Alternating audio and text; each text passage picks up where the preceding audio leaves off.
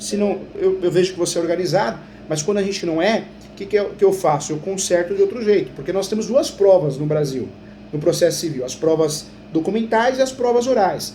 Provas orais são testemunhas de depoimento pessoal. Então, quando a prova documental é muito fraca, aí eu trabalho com a prova oral, pedindo uma audiência de instrução e julgamento. Mas não é o seu caso, porque você tem 12 anos de posse e você é bem organizado, você falou para mim, né? Na verdade, eu tenho aqui os comprovantes, por exemplo, eu até vi aqui, por exemplo, eu tenho uma conta de luz de 2012. Só que lá, naquela época eu só subi só o comprovante de pagamento, eu não tenho a conta em si. Como ficaria nessa questão? Não tem problema. Na verdade, você vai procurar o que você tem e o que não tiver, nós vamos consertar de outro jeito. Se eu vejo que tem uma falha no lapso temporal de posse, eu vou consertar de outro jeito. Ou eu vou pedir uma audiência de instrução e julgamento, ou eu vou pedir para você, se você consegue 3 pessoas ou 2 pessoas, conhecidos, não precisa ser vizinho não, que assine uma declaração dizendo, eu sei, conheço ele e a família, eles moram ali há 12 anos, entendeu? Reconhece firma. Dá para consertar, tem muitos outros meios de prova, né? E você entendeu por que não fazer inventário nesse caso, né? Porque o inventário, primeiro que o inventário divide entre os herdeiros, seria dividir com o outro irmão, com o terceiro irmão. Né? Mas o inventário, no caso, seria se a minha mãe tivesse falecido. Não é o caso o inventário, né? E também não é o caso porque o inventário, ele não regulariza o imóvel por si só. Então você fazendo inventário, você e seu irmão, seus irmãos, vocês só iriam gastar dinheiro e não resolver o problema registral, entendeu? Porque quando que eu faço inventário? O imóvel está no nome do teu pai. Eu faço inventário, eu transfiro do teu pai para você. Se a sua mãe é viva, respeita a minha ação dela, o restante é entre os irmãos, né? Vai dividir em 3, os 50% dele. Mas não é o caso, né? No seu caso, o imóvel está irregular, porque está no nome de uma imobiliária. Então fazer inventário por si só não vai resolver nada. Então não é caso de fazer inventário, é caso de fazer uso capião, porque você tem 12 anos de posse, entendeu? Entendeu mesmo? Não, entendi. É que a faculdade de Direito, eu falo sempre, é muito fraca, né? Eu falo para os meus alunos, o aluno aprende, morreu o inventário, invadiu a reintegração de posse. Não é, porque se invadiu, você precisa entender o que o teu cliente tem. Será que ele tem a posse ou ele tem a propriedade? Porque se ele tem a propriedade, ele vai fazer a ação reivindicatória, é muito mais rápida, a chance de ter uma tutela antecipada é muito grande, entendeu? E a mesma coisa, inventário. Nem sempre eu vou fazer inventário, porque o inventário por si só não regulariza o imóvel. Entendeu? É que assim, eu participo de um inventário, que é por parte do meu pai. Né? No caso do inventário, você só consegue arrolar o inventário no caso do falecimento. Só com o falecimento. Só que o problema é que tem muita gente que faz o inventário de um bem imóvel que está irregular. Qual que é a vantagem de fazer inventário de um imóvel irregular? Nenhuma. Porque o inventário por si só não vai regularizar o imóvel. É isso que eu estou falando para você entender, entendeu? Sim. Agora, no caso, por exemplo, então assim, vamos supor que eu entrando agora com o uso campeão, Deus o livre, eu acho que eu já fiz essa pergunta, já só não lembro da resposta.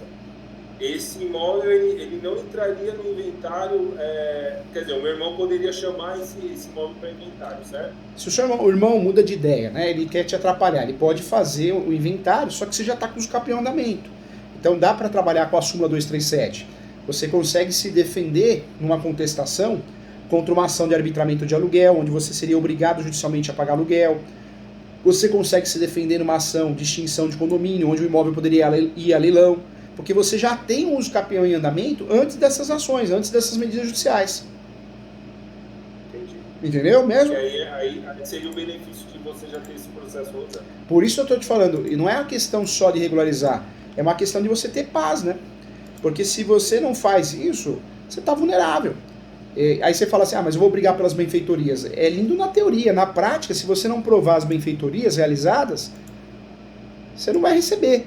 E outra coisa, receber as benfeitorias, mas como que você vai comprar outro imóvel só com as benfeitorias que você fez, o preço que tá as coisas? Não tem sentido, né? Não tem como, né? Aumentou muito. Eu estou olhando aqui, o comprovante que eu tenho aqui no meu nome com a conta e o comprovante de pagamento é de 2017. Tá. Porém, eu tenho todos os comprovantes de PTU. Assim, aí são comprovantes físicos, né? Na época era uma dupla. E deixa eu fazer uma pergunta. O nome de quem pagou. O uso capião é uma regra também importante, uma dúvida muito comum sobre o uso capião. Quando nós somos casados, ele ou ela, nós temos que colocar o marido ou a esposa no polo da ação também.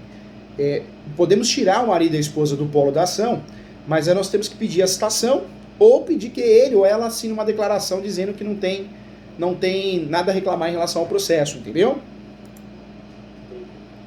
Você é casado? Sou casado.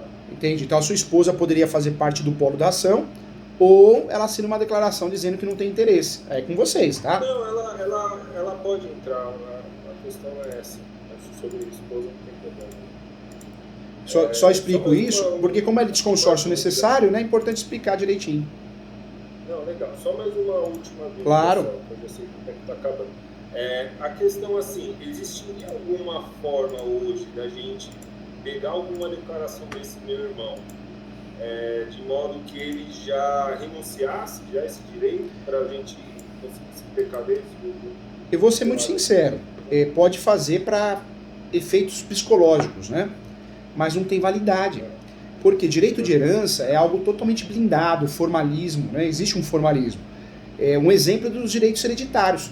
Como que você vende ou compra direitos hereditários? Tem que ter a anuência de todos os herdeiros e tem que ser feito por escritura pública. Então, se você fizer um contratinho de gaveta, pode gerar um efeito psicológico, mas na prática não vale nada. Se o seu irmão mudar de ideia, esse documento ele vai ser invalidado certamente, viu?